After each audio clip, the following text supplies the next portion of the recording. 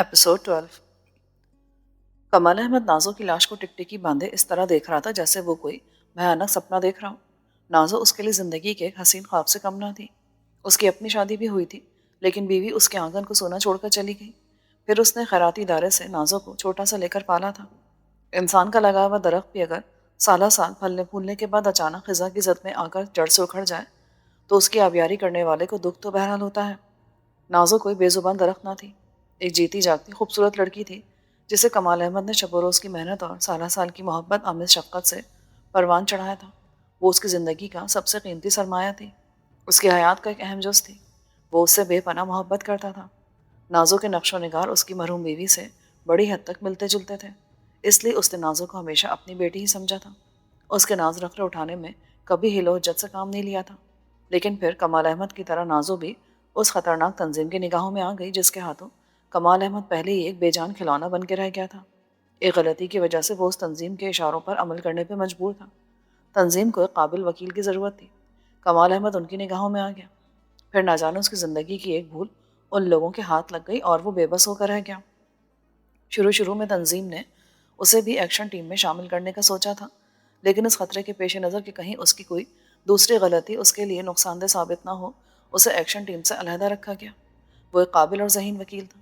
किसी मुकदमे में उसकी पैरवी उसके मौकिल की कामयाबी की ज़माना समझी जाती थी। चनाचा तंजीम के सरबराह ने उसे अपना दस्ते राज बना लिया था। तंजीम के अफराद को अक्सर व बेशतर किसी एक्शन की इत्तला उसी के ज़रिए होती थी। उसकी निगाहों में बेशुमार लोग ऐसे थे जिनका ताल्लुक़ उस खुफिया तंजीम से था, लेकिन वो अभी तक तंजीम के एक मेंबर की हैसियत से दूसरों की नज़रों में नहीं आया था। उसे किसी बहुत ही अहम मोहरे की तरह दूसरे मोहरों से छुपा कर रखा गया था, लेकिन शायद वो भी तंजीम के सरबराह से नावाकिफ़ था। उसे हमेशा फ़ोन के ज़रिए या फिर भंवरे की उभरी हुई तस्वीर वाले नीले रंग के लिफाफों के ज़रिए टाइप शुदा हिदायत मिलती थी। कमाल अहमद अगर चाहता तो तंजीम के हाथों से निकल सकता था। एक माहिर वकील की हैसियत से अपनी ज़िंदगी की एक अहम गलती को कुछ और रंग दे सकता था। उसने अपनी काबिलियत की वजह से अब तक ना जाने कितने गुनहगारों को सज़ा से बचाया था और बेगुनाहों को तख्तादार तक पहुंचाया था। उसे अदालतों का बेताज बादशाह समझा जाता था, लेकिन उसने खुद अपना दिफा करने का ख्याल दिल से निकाल दिया, इसलिए कि तंजीम के इल्म में ये बात आ गई थी कि नाजो उसकी बेटी नहीं है और उसकी अपनी ज़िंदगी का एक तवील अरसा नाजो को नौजवानी की हदों तक पहुंचाने में खर्च किया था। उसने वो उसे अपनी औलाद की तरह चाहता था। फिर उसे ये बात किस तरह मंजूर हो सकती थी कि नाजो के इल्म में ये बात आ जाए और वो उसे बाप की बजाय महज एक मोहसिन समझकर उसकी इज्जत करे। वक्त की चक्की इसी तरह गर्दिश करती रही। कमाल अहमद ने अभी तक तंजीम को नाखुश नहीं किया था, इसलिए वो बेखौफ था कि नाजो उसकी ज़िंदगी के इस राज से वाकिफ़ नहीं होगी जो उसने अपने सीने की गहराइयों में दफन कर रखा था। लेकिन उस रोज़ जब तंजीम के सरबराह ने उसे खुशखबरी सुनाई कि नाजो को एक्शन टीम में शामिल कर लिया गया है, तो उसके पैरों तले से ज़मीन निकल गई। उसे मालूम था कि तंजीम के उसूल कितने सख्त हैं। तंजीम और बिलखुसूस एक्शन टीम के मेंबर को ये हिदायत सख्ती से होती है कि वो पुलिस की दस्तरस तक जाने से पहले ही कैप्सूल चबाकर अपने हाथों अपनी ज़िंदगी को मौत के हवाले कर दे। दूसरी शक्ल में नाफरमानी करने वालों को बड़ी अजियतनाक सज़ा दी जाती थी। चनाचा जिस वक्त नाजो ने एसपी रहमान से ये कहा कि उसे हिरासत में जाना उसके उसूल के ख़िलाफ़ है, वो उसी वक्त समझ गया था कि शुमाइला वाला केस में वो किसी न किसी तरह ज़रूर मुलव्वस है। फिर इससे पेशतर कि वो नाजो से कुछ कहता या एक माहिर कानूनदान की हैसियत से उस वाक़े को कोई नया रंग देने की कोशिश करता, नाजो ने जहर वाला कैप्सूल निकाल कर चबा लिया था। फिर वही कुछ हुआ जिसका तमाशा कमाल अहमद पहले भी एक दो मौक़ों पर देख चुका था, लेकिन उन लोगों की बात और थी जिसे उसने नज़रअंदाज कर दिया था। मगर नाजो की मौत वो इतनी आसानी से नहीं भुला सकता था। नाजो का मासूम और खूबसूरत वजूद उसके सामने उसकी अपनी छत तले बेजान पड़ा था और वो फिलहाल कफ़े अफसोस मलने के सिवा और कुछ नहीं कर सकता था। लेकिन उसके अंदर एक ख़तरनाक और हौलनाक लावा उबल रहा था। टैक्सी के हवाले से वो सरदार के बारे में सोच रहा था। उसे पता था कि सरदार टैक्सियों का बिजनेस करता है। सरदार को तंजीम में एक अहम मोहरे की हैसियत हासिल थी। एक बार उसने भी कमाल अहमद को चढ़ाने की खातिर ये बात कही थी कि नाजो को एक्शन टीम में शामिल कर लिया गया है, और ये भी कहा था कि अनकरीब उसे एक अहम जिम्मेदारी सौंपी जाएगी। शुमाइला के केस का एक किरदार ख़त्म हो चुका था, लेकिन दूसरा अभी जिंदा था और कमाल अहमद के सामने लावा उबलता लावा उसे इस बात पर उकसा रहा था कि अब उसे इस तंजीम को नेस्तो नाबूद करने के लिए एक सीढ़ी तय करके तंजीम के सरबराह को फांसी के फंदे तक पहुंचाना होगा। सरदार जिसकी मंजिल सरदार उसकी इस मंजिल की पहली सीढ़ी साबित हो सकता था। इसके अलावा कुछ और मोहरे भी उसकी निगाह में थे जिन्हें वो अपने मकसद के लिए इस्तेमाल कर सकता था, लेकिन फ़िलहाल नाजो की जवान मौत के बारे में गौर कर रहा था। नाजो ने जो कुछ किया बुरा किया। اگر وہ میرے ساتھ تعاون کرتی تو شاید یہ نہ ہوتا، اور اگر تم نے قبل از وقت مجھے حالات سے باخبر کر دیا ہوتا تو بھی نازو کے بچاؤ کی کوئی صورت نکل سکتی تھی۔ کمال احمد نے سرد لہجے میں کہا۔ میں سمجھا نہیں، کیا تمہیں علم تھا؟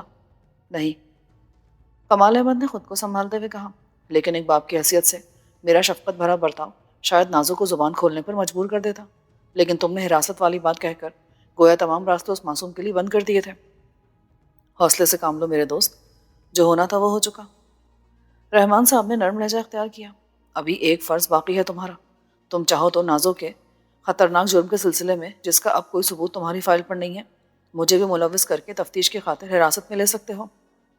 اگر تمہاری اجازت ہو تو میں نازو کی لاش کو پوسٹ مارٹم کے لیے نہیں، اگر تم ایک ہمدرد دوست کا کردار ادا کرنا چاہتے ہو تو نازو کے ساتھ ہی اس معاملے کو بھی یہیں ختم کر دو، ورنہ اس کا اثر میری شہرت پر بھی پڑ جائے گا۔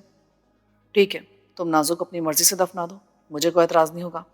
ایک بات اور، کسی کو اس بات کا علم نہ ہو کہ میری بچی نے خودکشی کی ہے، ورنہ لوگوں کی انگلیاں اس کے کردار پر اٹھیں گی۔ اسے تم ایک مجبور باپ کی التجا بھی سمجھ سکتے ہو۔ حوصلہ رکھو، یہ راز میرے سینے میں دفن رہے گا۔ اور تم؟ کمال نے زیدی کی طرف دیکھا۔ کیا میں تم سے بھی یہی امید رکھوں؟ آپ شرمندہ کریں کمال صاحب، میں ایس پی صاحب کے کسی بھی حکم سے باہر نہیں ہوں۔ کیا اس وقت میرا یہاں رکنا مناسب ہوگا؟ رحمان صاحب نے کچھ سوچتے ہوئے پوچھا۔ نہیں، تم اس وقت چلے جاؤ، لیکن 2-3 گھنٹے بعد نازو کی میت کو کندھا دینے کی خاطر ضرور آنا۔ رحمان صاحب نے جواب میں کمال احمد کے شانوں کو تھپتھپایا، پھر زیدی کو ساتھ باہر آنے کا اشارہ کر کے چلے گئے۔ کمال احمد نے جھک کر نازو کے مردہ جسم کو ہاتھوں میں سمیٹا، پھر اسے خوابگاہ میں لا کر بستر پہ لٹا دیا۔ وہ نہیں چاہتے تھے کہ نازو کی موت کو خودکشی کے حوالے سے یاد کیا جائے، چنانچہ انہوں نے ملازموں میں بھی یہ بات مشہور کر دی کہ نازو کا ہارٹ فیل ہو گیا ہے۔ بظاہر وہ لوگوں کے سامنے خود کو دکھی ثابت کر رہے تھے، لیکن ان کے اندر کا لاوا سرد ہونے کی بجائے اور تپش اختیار کرتا جا رہا تھا۔ تجہیز و تکفین سے فارغ ہو کر رات گئے وہ اپنی لائبریری میں کسی زخمی شیر کی طرح ٹہل رہے تھے۔ ان کی نگاہیں بار بار اس فون کی جانب اٹھ رہی تھی جس پر تنظیم کے سربراہ کی جانب سے پیغامات موصول ہوتے تھے۔ وہ بڑی سنجیدگی سے نازو کی موت کا عبرتناک انتقام لینے کے بارے میں غور و خوض کر رہے تھے۔ اگر تنظیم کا سربراہ ان کے علم میں ہوتا تو وہ دور اندیشی کے تمام تقاضوں کو پھلانگ کر اس کے پاس جاتے اور گولیوں سے اس کا جسم چھلنی کرنے کے بعد ہنسی خوشی پھانسی کے پھندے کو خود اپنے ہاتھوں سے گلے میں ڈال لیتے۔ لیکن غم تو اسی بات کا تھا کہ وہ اس کی منحوس شخصیت سے ناواقف تھے۔ ان کے سامنے صرف ایک کردار تھا، سردار خان، جس نے نازو کے جرم میں اس کی اعانت بھی کی تھی۔ کئی بار سردار خان کو فون کرنے کے بارے میں بھی وہ سوچ چکے تھے، لیکن جلد بازی سے پرہیز کرنا چاہتے تھے۔ سب سے پہلے وہ کوئی مضبوط لائن آف ایکشن کا تعین کرنا چاہتے تھے۔ وہ دشمنوں پر کوئی ایسا اونچا ہاتھ نہیں ڈالنا چاہتے تھے کہ وہ ان کے شکنجے سے نکل سکے۔ ان کے ذہن نے ایک بار یہ مشورہ بھی دیا کہ رحمان ان کے پرانے دوستوں میں سے ہیں۔ متعدد مواقع پر وہ کمال احمد کے کام بھی آ چکے تھے۔ ان کو اعتماد میں لے کر تمام حالات سے آگاہ کیا جا سکتا تھا، مگر وہ ابھی کوئی آخری فیصلہ کرنے کے بارے میں سوچ ہی رہے تھے کہ فون کی گھنٹی بجی۔ وہ چونک اٹھے۔ کمال احمد کی آنکھوں میں خون اتر آیا۔ ایک لمحے تک وہ فون کے قریب کھڑے ہونٹ چباتے رہے، پھر ایک لمبی سانس بھر کر خود پر قابو پایا اور ریسیور اٹھا لیا۔ ہیلو، میں صبح سے تمہیں کئی بار کال کر چکا ہوں، لیکن ممکن ہے۔ کمال احمد کا صبر کا پیمانہ چھلکنے والا تھا، لیکن پھر انہوں نے جبراً خود پر قابو پا لیا۔ میں نازو کے سلسلے میں نے اسی غرض سے تمہیں فون کیا تھا۔ میں تمہارے غم میں برابر کا شریک ہوں۔ شکریہ، جو کچھ ہو گیا وہ ہو گیا۔ کمان سے نکلا ہوا تیر اور ریوالور سے نکلی گولی کبھی واپس نہیں آیا کرتی۔ مجھے تمہارے غم کا احساس ہے، لیکن نازو نے جلد بازی کا مظاہرہ کیا۔ رحمان کے فرشتے بھی اسے حراست میں لینے کے بعد کچھ ثابت نہیں کر سکتے تھے۔ اب ان باتوں سے کیا حاصل ہو سکتا ہے؟ کیا نازو نے ٹیکسی یا سردار خان کے سلسلے میں کوئی بات تو نہیں کی؟ نہیں، وہ حراست کا نام سنتے ہی زہریلا کیپسول کھا کر قربان ہو گئی۔ رحمان نے تمہارے اوپر تو کسی قسم کا شبہ نہیں کیا؟ نہیں۔ میں جانتا ہوں کمال، زخم بھرتے بھرتے ہی بھرے گا، لیکن جو ہونا تھا وہ ہو چکا۔ لیکن یہ سب نہیں ہونا چاہیے تھا۔ میں نے درخواست بھی کی تھی کہ نازو کو کم از کم ایکشن ٹیم سے علیحدہ رکھا جائے۔ دنیا کے ہر کاروبار میں نفع اور نقصان تو بہرحال ہوتا ہے، اسے برداشت کرنا انسان کا کام ہے۔ کوئی نیا حکم؟ کمال احمد نے نفرت سے پوچھا۔ نہیں، فی الحال تمہیں آرام کی ضرورت ہے۔ آرام ذہنی سکون کے لیے بہترین دوا ہے۔ اس کے ساتھ ہی سلسلہ منقطع ہو گیا۔ کمال احمد نے غصے سے ریسیور کو کرڈل پر رکھا، پھر دوبارہ ٹہلنے لگے۔ ان کی آنکھوں میں سرد آگ شعلہ بن کر لپک رہی تھی، لیکن فی الحال انہیں اپنے مطلوبہ شخص تک پہنچنے کا کوئی راستہ نظر نہیں آ رہا تھا۔ میڈم برلاس خلاف توقع کچھ اچھے موڈ میں نہیں تھی، پھر بھی اس نے مسکراتی نظروں سے رحمت علی کو اپنے کمرے میں خوش آمدید کہا۔ وہ دفتری عملے کے ساتھ ہمیشہ ایک حد میں فاصلہ رکھنے کی عادی تھی، لیکن رحمت کے ساتھ وہ نہ جانے کی حدود کی تمام سرحدیں بہت جلد پھلانگ گئیں۔ مگر اسے خوشی تھی کہ اس نے رحمت پر اعتماد کر کے غلطی نہیں کی، وہ ہر اعتبار سے قابل بھروسہ ثابت ہو رہا تھا۔ میڈم ابو سے اپنا دستے راہ سمجھنے لگی تھی، اسی لیے رحمت علی کو دیکھ کر خوشی کا اظہار کیا تھا، ورنہ صبح کا اخبار دیکھتے اس کا موڈ خراب ہو گیا تھا۔ دفتر آتے اس نے مونیکا کو بلا کر سختی سے ہدایت کر دی تھی کہ سوائے رحمت علی کے کسی کو اندر نہ بھیجا جائے۔ رحمت نے میڈم کے چہرے سے اندازہ لگا لیا تھا کہ وہ اس وقت اچھے موڈ میں نہیں ہے، خود اس کا موڈ بھی خراب ہی تھا۔ نازو کی موت کی اطلاع نے اسے اندر سے ہلا کے رکھ دیا تھا۔ وہ میڈم کو اس کی موت کا ذمہ دار سمجھ رہا تھا، اس لیے کہ میڈم نے اس سے کہا تھا کہ کسی نادیدہ دشمن نے اسے نازو پر نظر رکھنے کی ہدایت کی ہے، اس لیے وہ کسی وجہ سے پولیس کی نظروں میں آ گئی تھی۔ ہدایت میں یہ بھی کہا گیا تھا کہ نازو اگر قابل گرفت سمجھی جائے تو اسے راستے سے ہٹا دیا جائے۔ آؤ بیٹھو، میں بھی تمہیں یاد کری تھی، یہ خوشخبری سنانے کے لیے کہ نازو اب اس دنیا میں نہیں رہی۔ نہیں، تم غلط نتیجہ خاص کرے ہو، اسے میں نے کوئی نقصان نہیں پہنچایا۔ میں اس مہلک دوا کا نام جاننا پسند کروں گا جس کے استعمال سے کسی بھی تندرست انسان کی حرکت قلب بند کی جا سکتی ہے۔ حماقت کی باتیں مت کرو، جو کچھ تم نے اخبار میں پڑھا وہ اصلیت نہیں ہے، اس لیے تو حاضر ہوا ہوں۔ اصلیت کیا ہے یہ آپ سے بہتر اور کون جان سکتا ہے؟ کمال احمد نے اپنی بدنامی سے بچنے کی خاطر ہارٹ فیل کی کہانی مشہور کی، ورنہ حقیقت کیا ہے؟ بہت زیادہ دکھ ہوا تمہیں نازو کے مر جانے کا، صرف اس لیے کہ وہ میری محسنہ تھی، اور میں نے تہیہ کر لیا ہے کہ اس کے دشمنوں سے انتقام لیے بغیر میں چین سے نہیں بیٹھوں گا۔ اس کے دشمن میرے دشمن ہیں، خواہ میرا انجام بھی نازو جیسا ہی کیوں نہ ہو۔ میری کیفیت بھی اس وقت تم سے مختلف نہیں ہے، میری بات کا یقین کرو، نازو مجھے بھی بے حد عزیز تھی۔ اس کے باوجود آپ نے اپنے نادیدہ دشمن کے حکم پر، رحمت علی تم غلطی پر ہو، اس لیے کہ حقیقت وہ نہیں جو تم سمجھ رہے ہو۔ اگر نازو کی موت میں میرا ہاتھ ہوتا تو کم از کم میں تم سے اس بات کا کبھی ذکر نہ کرتی کہ مجھے اس کے بارے میں کیا ہدایت ملی ہے، اس لیے کہ یہ بات تم خود بھی جانتے ہو کہ تمہیں اسی غریب کی سفارش پر رکھا گیا ہے۔ تو پھر اصلیت کیا ہے؟ کسی تفتیش کے سلسلے میں ایس پی رحمان اور انسپکٹر زیدی کمال احمد کے گھر گئے۔ اپنے فرض کی ادائیگی کے سلسلے میں رحمان نے نازو کو حراست میں لینے کی بات کی تھی، اور نازو نے تنظیم کے اصول پر عمل کرتے ہوئے وہی زہریلا کیپسول نکال کر چبا لیا جس سے تمہارے دوست راجو نے اپنی زندگی کا خاتمہ کیا تھا۔ لیکن کمال احمد اور ایس پی رحمان تو آپس میں ایک دوسرے کے بہت گہرے دوست تھے۔ تم رحمان کو نہیں جانتے لیکن میں جانتی ہوں، وہ فرض کی ادائیگی میں اپنی اولاد کو بھی بخشنے کا عادی نہیں ہے۔ مجھے صرف حقیقت درکار ہے۔ تم نے شاید میجر عاطف اور اس کی بیوی شمائلہ کے بارے میں اخبار میں پڑھا ہوگا، لیکن اس واقعے سے نازو کا کیا تعلق تھا؟ میری اطلاع کے مطابق اسے اسی کام پر لگایا گیا تھا، لیکن پولیس پہلے سے اس کے سائے کے بھی تعاقب میں لگی ہوئی تھی، اس لیے وہ نظروں میں آ گئی۔ رحمت علی پہلو بدل کر رہ گیا۔ کیا تمہیں میرے بیان پر یقین نہیں ہے؟ ایک شرط پر میں آپ کی خاطر اپنی موت کو بھی گلے لگانے پہ تیار ہوں۔ وہ کیا؟ آپ بس مجھے اپنے اس نادیدہ دشمن کا نام بتا دیں جس پر آپ کو تنظیم کے سربراہ ہونے کا شبہ ہے۔ صرف شبہ ہے، ابھی مکمل یقین نہیں ہے۔ اس کی موت کے بعد اگر حالات سازگار ہو گئے تو شبہ یقین میں بدل سکتا ہے۔ نہیں، میں تمہیں محض ایک شبہ کی بنیاد پہ کھونا نہیں چاہتی۔ پھر کیا سوچا آپ نے؟ اسی وقت فون کی گھنٹی بجی۔ ہیلو؟ میڈم نے ریسیور اٹھایا۔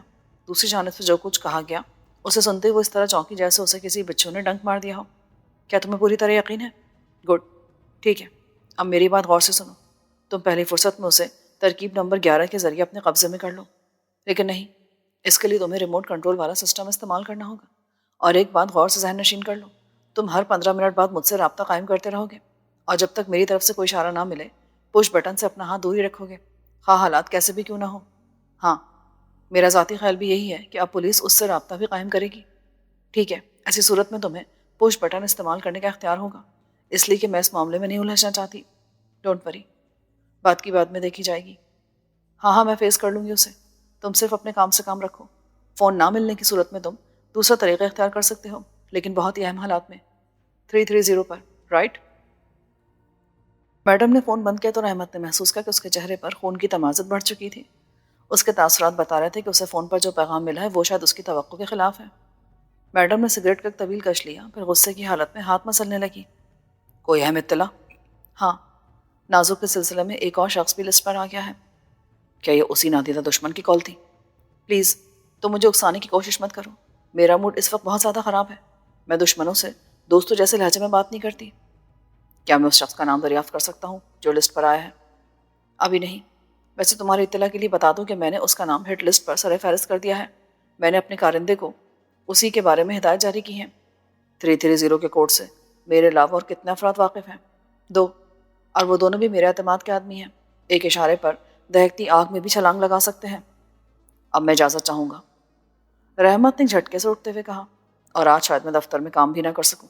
مجھے کمال صاحب کے پاس جانا ہے، نازو کی طرح وہ بھی میرے محسن ہے۔ رحمت نے رکنے کی کوشش نہیں کی۔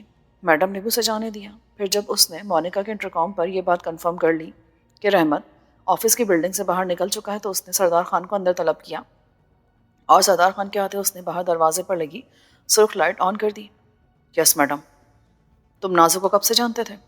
نازو؟ آپ کا اشارہ اس خبر کی طرف تو نہیں جو آج اخبارات میں شائع ہوئی ہے؟ تم اس وقت میڈم برلاس کے سامنے ہو، اس لیے تمہاری دروغ کوئی تمہارے لیے نقصان دہ بھی ثابت ہو سکتی ہے۔ میں سمجھا نہیں، کیا یہ غلط ہے کہ تم نجی طور پر ٹیکسیوں کا کاروبار بھی کرتے ہو؟ ہاں، میں اس حقیقت سے انکار نہیں کروں گا۔ نازو کی موت سے ٹھیک 12 گھنٹے قبل تمہاری ایک ٹیکسی چوری ہو گئی تھی، جس کی اطلاع تم نے کلفٹن تھانے میں درج کرائی تھی۔ وہ رپورٹ میرے کاروباری انچارج نے کرائی تھی۔ اس کا کہنا ہے کہ ٹیکسی گن پوائنٹ پر چھینی گئی تھی، لیکن اس ٹیکسی کا نازو نامی کسی لڑکی سے کیا تعلق ہو سکتا ہے؟ گویا تم میری بات سمجھنے کی کوشش نہیں کر رہے ہو۔ کوئی خاص بات؟ سردار خان نے معصومیت سے پوچھا۔ ہاں، جس ٹیکسی کو گن پوائنٹ پر چھینا گیا تھا وہی ٹیکسی نازو کو میک اپ میں لے کر میجر عاطف کے بنگلے پر گئی تھی۔ کیا تم نے میجر عاطف اور شمائلہ والی خبر نہیں پڑھی؟ پڑھی تھی۔ اس بار سردار خان نے کرسی پر کسمساتے ہوئے کہا، کیا تم بتا سکتے ہو کہ نازو کو میک اپ میں میجر کے گھر جانے کی کیا ضرورت تھی؟ میں بھلا سلسلے میں کیا کہہ سکتا ہوں؟ تم سے بہتر بھلا اور کون بتا سکتا ہے، اس لیے کہ اس وقت بھی تم میک اپ میں اس کے ساتھ ٹیکسی میں موجود تھے۔ سردار خان چونکے بغیر نہ رہ سکا، لیکن پھر اس نے خود پر قابو پاتے ہوئے حیرت انگیز پھرتی کا مظاہرہ کیا۔ آپ کے مخبر کو غلط فہمی بھی ہو سکتی ہے، اس لیے کہ نازو کی موت کی وجہ اخباری اطلاع کے مطابق نہیں، وصلیت نہیں تھی۔ تو پھر کیا تھی؟ یہ تم بتاؤ گے سردار خان، اور یہ بھی کہ تنظیم کے سربراہ کا نام کیا ہے۔ یہی ایک صورت تمہارے بچاؤ کی ممکن ہے، ورنہ تم جانتے ہو کہ میں اپنے فیصلے بدلنے کی عادی نہیں ہوں۔ میں سمجھا نہیں، آپ کس تنظیم کی بات کری ہیں؟ وہ تنظیم جو شمائلہ کے ذریعے اہم فوجی راز حاصل کرنا چاہتی تھی، اور جس کے لیے تمہارے اور نازو کا انتخاب کیا گیا تھا۔ I'm sorry میڈم، دفتر سے باہر میں کیا کرتا ہوں، کس سے ملتا جلتا ہوں، یہ میرا نجی معاملہ ہے، اور میں اپنے نجی معاملات میں کسی کی بھی دخل اندازی پسند نہیں کرتا۔ Shut up! مت بھولو کہ تم میڈم برلاس سے مخاطب ہو۔ میرے لیے دوسرا حکم کیا ہے؟ سردار خان نے لاپرواہی کا مظاہرہ کیا۔ Get up and get lost. ایک درخواست میں بھی پیش کرنا چاہتا ہوں۔ میں اب برلاس انٹرپرائزز سے مستعفی ہو رہا ہوں، فوری طور پر۔ Get last! میڈم نے پھنکارتے ہوئے کہا، مجھے تجھ جیسے غداروں کی ضرورت بھی نہیں ہے۔ سردار خان نے کچھ کہنا چاہا، لیکن پھر اپنا ارادہ ترک کر کے معنی خیز انداز میں مسکراتا ہوا کمرے سے نکل گیا، اور میڈم اس کے باہر جاتی بڑے غصے کے عالم میں کسی کا نمبر ڈائل کرنے لگی۔ اس کا ذہن آہستہ آہستہ جاگ رہا تھا۔ گزری باتوں سے ایک ایک کر کے یاد آ رہی تھیں۔ وہ میڈم کے روم سے نکل کر سیدھا باہر آیا تھا، پھر وہ کمال احمد سے ملنے کی خاطر ان کی کوٹھی پر گیا تھا۔ دیر تک کمال احمد سے نازو کے بارے میں تعزیتی باتیں کرنے کے بعد اٹھ کر گھر جا رہا تھا کہ صدر کے علاقے میں اس کی ملاقات سردار خان سے ہوئی، جس نے اسے دیکھتے ہی رکنے کا اشارہ کیا تھا۔ پھر وہ اپنی گاڑی ایک مناسب مقام پر پارک کرنے کے بعد رحمت کی گاڑی میں آ گیا تھا۔ تم اور اس وقت یہاں؟ ہاں، میڈم نے ضروری کام کی ہدایت کی ہے۔ اچھا ہوا جو تم مل گئے، میں بڑی شدت سے تمہیں یاد کر رہا تھا۔ کوئی خاص بات ہے؟ ہاں، کام کی نوعیت ہی کچھ ایسی ہے جس میں دو آدمیوں کو ضرور بھی پیش آ سکتی ہے۔ تم کچھ پریشان دکھائی دے رہے ہو۔ رحمت نے سردار کے چہرے کو دیکھتے ہوئے کہا، گاڑی ہاکس پے کی طرف لے چلو، وہاں ہمیں ایک پارٹی سے ضروری ملنا ہے۔ اس نے سردار خان کے کہنے پر گاڑی کا رخ اس کے بتائے ہوئے راستے پر موڑ لیا، حالانکہ وہ اس وقت سیدھا گھر جا کر ریسٹ کرنا چاہتا تھا۔ نازو کی موت اور میڈم کی گفتگو نے اس کے اعصاب کو جھنجھوڑ کے رکھ دیا تھا، لیکن سردار خان کو چونکہ وہ اپنا محسن مانتا تھا، اس لیے اس کی بات سے انکار نہ کر سکا۔ ان کے درمیان ادھر ادھر کی گفتگو ہوتی رہی۔ پھر ماری پور سے سنسان روڈ کی طرف جاتے ہوئے سردار خان نے جیب سے سگریٹ نکال کر اسے آفر کی۔ رحمت مستقل سگریٹ پینے کا عادی نہیں تھا، مگر اس وقت اس نے ذہنی سکون کی خاطر جلتا ہوا سگریٹ اس سے لے کر ہونٹوں میں دبا لیا۔ سردار خان نے اپنے لیے دوسرا سگریٹ سلگا لیا تھا۔ سگریٹ کے 7-8 کش لینے کے بعد ہی رحمت کو یوں لگا جیسے اس کا ذہن غنودگی کی کیفیت سے دوچار ہو رہا ہے، لیکن اس بات کو اس نے کوئی اہمیت نہیں دی۔ حالات کے پیش نظر وہ محض تمباکو کا بھی اثر ہو سکتا تھا جسے وہ اپنے ذہن پر محسوس کر رہا تھا۔ کچھ دیر بعد اسے یوں لگا جیسے وہ ڈرائیونگ نہیں کر سکے گا، چنانچہ اس نے گاڑی روک کر اسٹیئرنگ سردار خان کے حوالے کیا اور خود دوسری سیٹ پر آ گیا۔ کیا بات ہے، تمہاری طبیعت تو ٹھیک ہے؟ کچھ نہیں، یوں اس ذرا ذہن الجھا ہوا ہے۔ مجھے معلوم ہے تم نے نازو کی موت کا کچھ زیادہ اثر لے لیا ہے، شاید اس لیے کہ وہ میری محسنہ تھی، اور کمال احمد نے ایک بار مجھے پولیس کی دسترس سے نجات بھی دلائی تھی۔ اس نے سیٹ سے ٹیک لگا کر کہا، آج میں جس پوزیشن میں ہوں اس کی بنیادی وجہ نازو ہی تھی۔ میرا مشورہ کہ تم سگریٹ بجھا دو، शायद इस वक्त ये तुम्हारे जहन पर हावी हो रही है।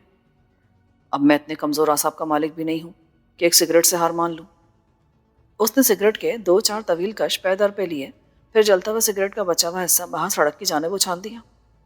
मैं तुमसे एक अहम बात करना चाहता हूँ, सरदार ने संजीदगी से कहा, लेकिन इस शर्त पर कि तुम इसका तस्करा किसी और से नहीं करोगे, मैडम से भी नहीं। नहीं करूँगा, वादा रहा।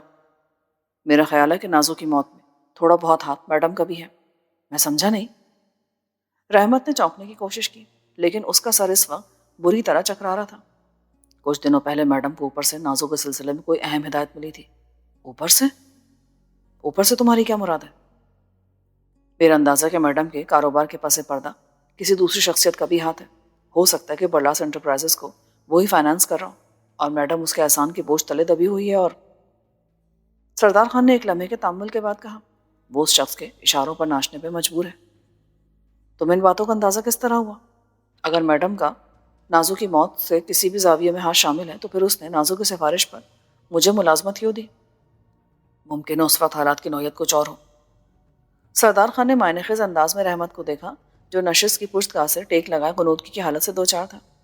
क्या तुम्हें अंदाजा नहीं हुआ कि मैडम किस किरदार की मालिक है? मैं समझा नहीं। उसने खुद पर काबू पाने की कोशिश की। उसे अपना जहन कहीं गहराइयों में डूबता महसूस हो रहा था। बार बार शदीद नींद के एहसास की वजह से जमाइयाँ आ रही थी। अब यारों से क्या पड़ता, अमले के बेशतर मुलाजमों का वही ख्याल है जो मेरा है। वो क्या? यही कि मैडम आज तक किसी से इतनी फ्री नहीं हुई जितनी तुमसे हो गई है। उस रोज़ मोनिका बता रही थी कि तुम कमरे के बाहर सुर्ख बत्ती के रोशन होने के बावजूद ऐसे मौके पर दनदनाते हुए उसके दफ्तर में चले गए थे, जबकि वो सेठ जवाहर वाला के साथ अहम कारोबारी माम बातें कर रही थी। इससे पेशतर कभी जवाहर वाला की मौजूदगी में किसी परिंदे को भी वहां पर मारने की जरूरत नहीं थी। रहमत ने कोई जवाब न दिया। उसके होंठों पर एक मायनेखेज मुस्कुराहट उभरी। फिर उसने सरदार खान से कहा, क्या ये मुमकिन नहीं है कि तुम मुझे घर ड्रॉप कर दो? खैरियत? मैं इस वक्त नींद के शदीद झोंके महसूस कर रहा हूँ। ठीक है, वापस चलते हैं। मैडम मुझे तुम्हारी दोस्ती से ज़्यादा अजीज़ नहीं है। उसका काम बाद में भी हो जाएगा। दरअसल मुझे जिस पार्टी से मिलना है, हॉक्स बे की एक हट में वो मुकीम है। उसका क़याम अभी 2 दिन और रहेगा। फिर सरदार खान ने गाड़ी मोड़ने की कोशिश की, लेकिन अगर उसने फ़ौरन ही ब्रेक का इस्तेमाल ना किया होता तो शायद उसकी गाड़ी पुश्त से आने वाली कार से टकरा जाती। दोनों गाड़ियाँ रुक गई थीं। फिर दूसरी गाड़ी से एक दराज कद शख्स नमूदार होकर तेज़ी से सरदार की तरफ आया। उसका दूसरा साथी, जो उसके मुकाबले में खासा पस्ता कद वाक़ हुआ था, वो गाड़ी की बैक सीट पर बैठा सिगार का धुआं उड़ा रहा था। उसके जिस्म पर 3 पीस का कीमती सूट नजर आ रहा था। कुनूदगी के बावजूद रहमत को इस बात का शुबा हुआ था कि उसे वो पहले भी कहीं देख चुका है। उसका दराज कद साथी भी शक्ल से आशना ही लग रहा था। अंधे बनकर गाड़ी चलाते हो क्या? दराज कद ने करीब आकर सरदार खान से कहा। उसका लहजा खुशगवार नहीं था। नए नए नौदौलतिये लगते हो, जाओ जाकर अपना रास्ता लो। एक तो गलती करते हो, ऊपर से गुराते भी हो। क्या झगड़ा बढ़ाने का इरादा है? तुम बताओ, तुम्हारी क्या मंशा है? रहमत के जहन में सरदार खान की सरसराती आवाज़ गूंजी। तुम्हें मुझसे माफ़ी मांगनी पड़ेगी, और अगर मैं इनकार कर दूं तो तुम क्या करोगे?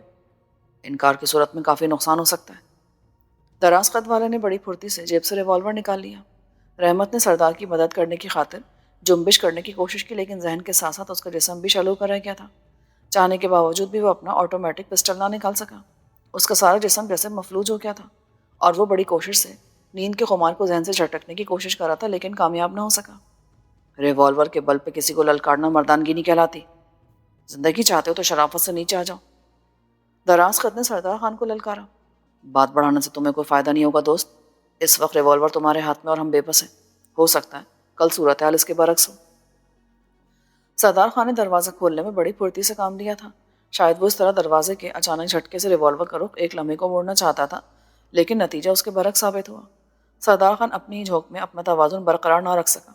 उसके गैर मुतवाज़न होते ही लंबे कद वाले शख्स का रिवॉल्वर वाला हाथ पूरी शिद्दत से लहरा गया। सरदार खान के कराहने की आवाज़ उसके जहन से टकराई। फिर उसने खुद को जुम्बिश देने की खातिर एक आखिरी कोशिश करना चाही, लेकिन उसी लम्हे पुष्ट से कोई ठोस शय उसकी कनपट्टी से पूरी कुव्वत के साथ टकराई और उसका जहन तारीकी के घोप अंधेरों में डूबता चला गया। और अब उसे जहन के बेदार होने के साथ साथ एक एक बात याद आ रही थी। रहमत ने आहिस्ता आहिस्ता आंखें खोली, फिर तेजी से उठ बैठा। वो इस वक्त एक ऐसे कमरे में मौजूद था जिसमें निकासी का सिर्फ एक दरवाज़ा था, और वो भी बाहर से बंद था। छत के करीब एक रोशनदान था जिससे रोशनी अंदर आ रही थी। फिर उसने सरदार खान को देखा, जो उसी कमरे में एक कोने में आड़ा तिरछा बेसुध पड़ा था। رحمت نے پھرتی سے اپنی جیبیں ٹٹولی، لیکن وہ پہلے ہی خالی کی جا چکی تھیں۔ وہ شاید کسی دشمن کی قید میں تھا۔ اس کے ذہن میں یہ خیال بڑی صورت سے ابھرا۔ پھر وہ تیزی سے سردار خان کے قریب گیا۔ وہ بے ہوشی کے عالم سے دو چار نظر آ رہا تھا۔ کمرے میں پانی کی سیلن کی ناخوشگوار بو پھیلی ہوئی تھی۔